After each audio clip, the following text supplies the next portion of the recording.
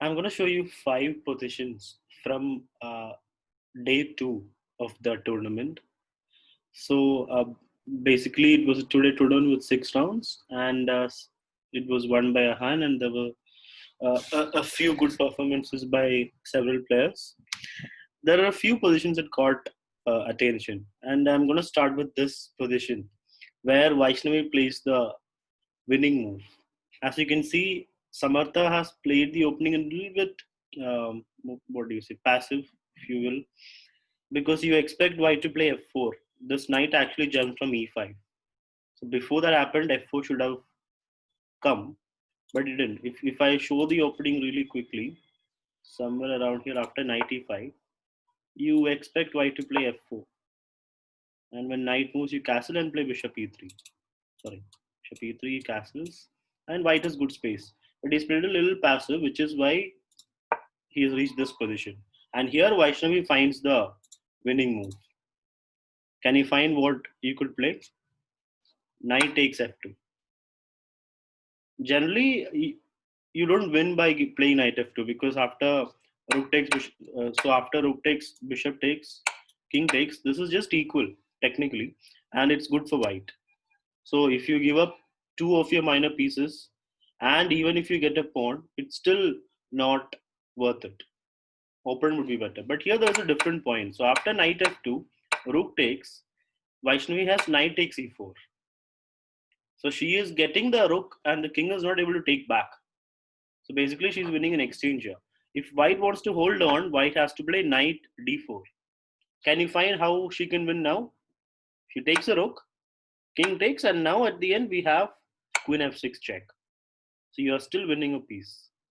Basically, Vaishnavi has got a rook for uh, a rook for a knight, basically. So she will be up an exchange here. As you can see, the knight is pinned this way. So there is no knight f3. It's not legal, which means the knight's gone. Bishop takes, and then queen takes, and she went on to win the game. So knight f2 was a nice tactic there with a interesting uh, idea. Now I'm going to take you to this position. This was in the last round, I think, Jayant versus Vidhu. Here, Vidhu has got a great position. Jayant has played some silly moves. He had got a few pawns connected over here. He gave them up and reached this position. Now Vidhu is winning. As you can see, these 2 pawns are really good. But as is often the case, in an endgame, you have to play perfectly. Because here Vidhu played pawn g2 and it became a draw. Because it's opposite colored bishops and the pawn cannot push because this is on a light square. The king cannot help the pawn forward because this guy will promote. So this became a draw. After a few moves, he took and then it became a draw. And draw. But if we go back to that position where he pushed this position, here white is winning. Vidhu is winning if he plays the right moves. The idea is you want to promote this pawn, not this pawn. Because this pawn is promoting on a dark square and your bishop is on a light square. So you want this guy to promote, which means here white has to play pawn forward. Before pawn forward, bishop d3, I suppose. Yeah. If you play pawn forward, king g2, and this pawn is gone. No, not king g2. What would black play in this position? Yeah, I think bishop f4. Yeah. Bishop f4 and the pawns are both gone. So before h2, which is what you want to do, we play bishop d3. And black can only wait, right? Either king move, we play bishop e4. And now you can push the pawns and win the game. So this was a winning idea that Vidhu missed. It's not an easy move to find, but if you put your mind to it, you will find the move. And you have to put your mind because it's an important round. Let me take you to this game between Nishwant and Ishan. This was a very interesting game because as you can see, both sides of queens, it's a queen end game. And there is also pawns running towards the other side. So the most chances for this to become a draw by repetition. Because when queens are on the board, it's easy to give the other king lots of checks and repeat checks and make a draw. Like for example, here after this pawn push, black gives a check, king moves, black again gives a check. Here black can just repeat moves if he wants to. Queen check, or queen check, king moves, queen check, king moves, queen check, king moves. So basically, this can be a draw, but black chooses to push his pawn. Next move, he's going to promote and win the game. But white, of course, does not allow that. So Nishwant has his own checks. Queen check, king moves, queen check, king moves, queen check, pawn push. Now there's definitely a draw. White has a draw at least because white can just repeat moves. And if black blocks a check, then this pawn will fall. So here Nishwant keeps repeating checks. And after a few checks, Ishan decides he wants to give up the pawn and fight to win the game. That's actually a bad decision because he's down a pawn, right? And this pawn is dangerous. So he should have taken the draw, but queen takes here. That was his point. But this pawn is still dangerous. And white still has a lot of check. Queen blocks. Here, it's an easy win, isn't it? No. Queen takes queen, king takes pawn, cannot promote. So this one gives a check, king moves, check, queen blocks, and here there's an easy win for Nishwant, right?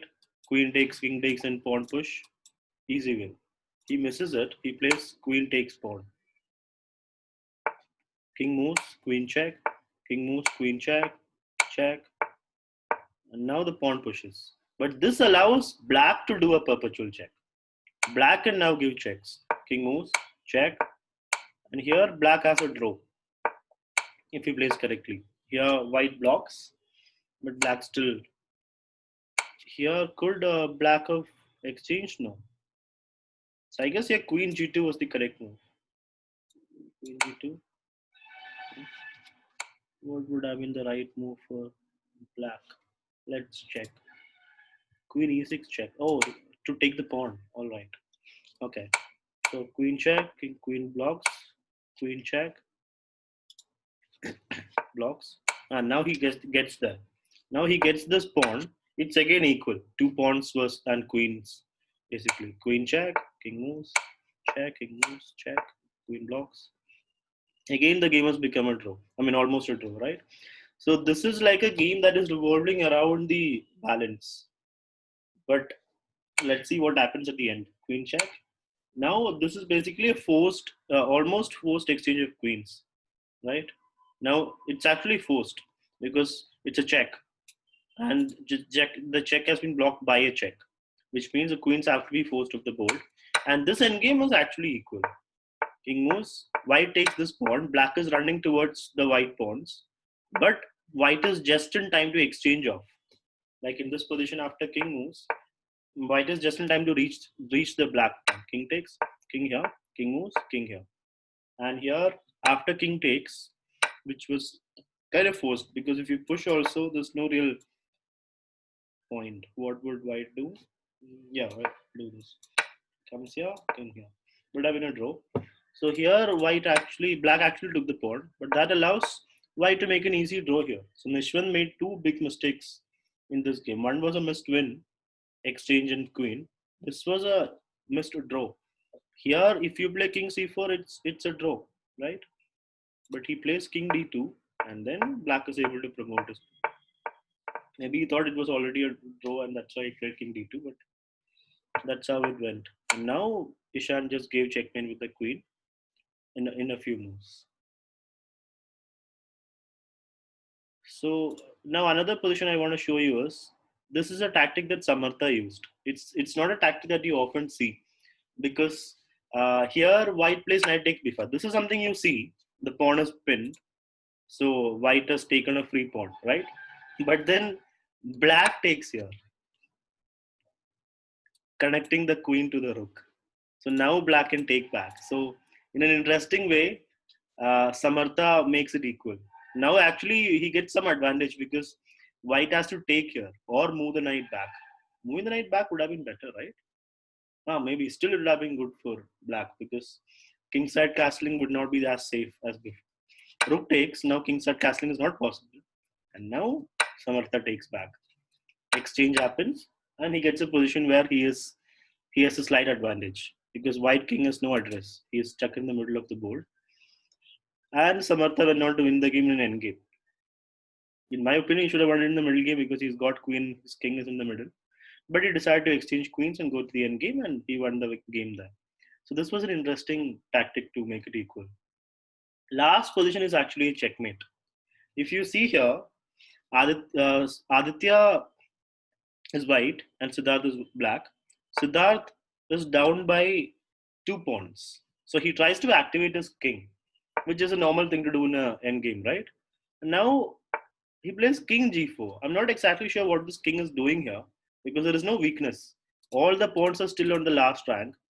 You have to first create a weakness and then the king can enter. Here he comes directly, which allows pawn h3. And now Siddharth makes another grave mistake. Instead of just going back and admitting the mistake, he tries to stay around here, which is natural because you want to keep your king active. But the problem is he runs into a checkmate here. A checkmate in an endgame with the king in the middle of the board, which is what the kings usually do in an endgame. G3 and its mate. So Aditya found the move, and that's how he won this game.